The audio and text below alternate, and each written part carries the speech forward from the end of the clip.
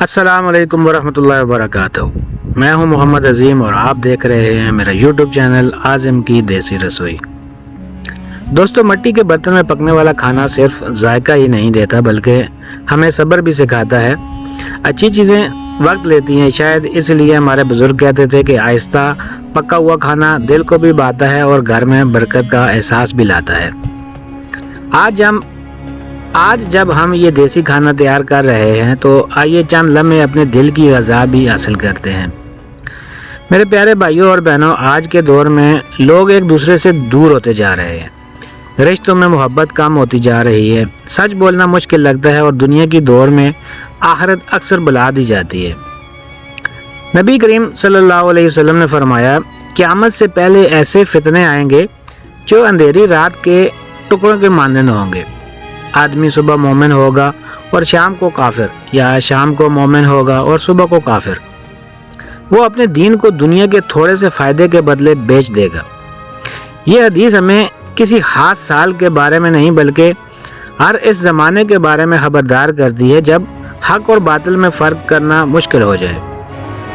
اس لیے رسول اللہ صلی اللہ علیہ وسلم نے ہمیں یہ بھی سکھایا کہ ایسے حالات میں اپنے ایمان، اپنے اخلاق، اپنی نماز، اپنے والدین کی خدمت، حلال روزی اور اللہ کی یاد کو مضبوطی سے تھامے رکھو۔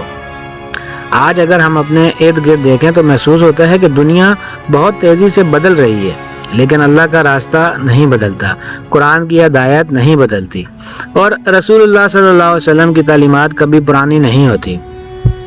ذرا غور کیجئے، 1400 سال پہلے نبی کریم صلی اللہ علیہ وسلم نے ہمیں خبردار فرما دیا تھا کہ ایسا وقت آئے گا جب ایمان پر قائم رہنا آسان نہیں ہوگا۔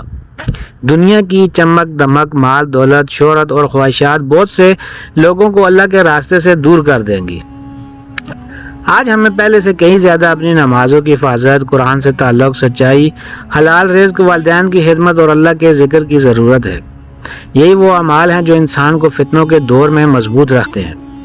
اللہ تعالیٰ سے دعا ہے کہ وہ ہمیں ہر چھوٹے اور بڑے فتنے سے محفوظ رکھے، ہمارے ایمان کو مضبوط فرمائے اور ہمیں نبی کریم صلی اللہ علیہ وسلم کی سنت پر ثابت قدم رکھے۔ آمین یا رب العالمین۔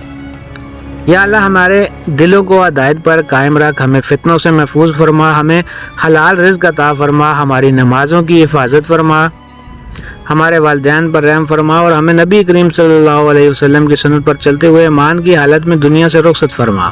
آمین۔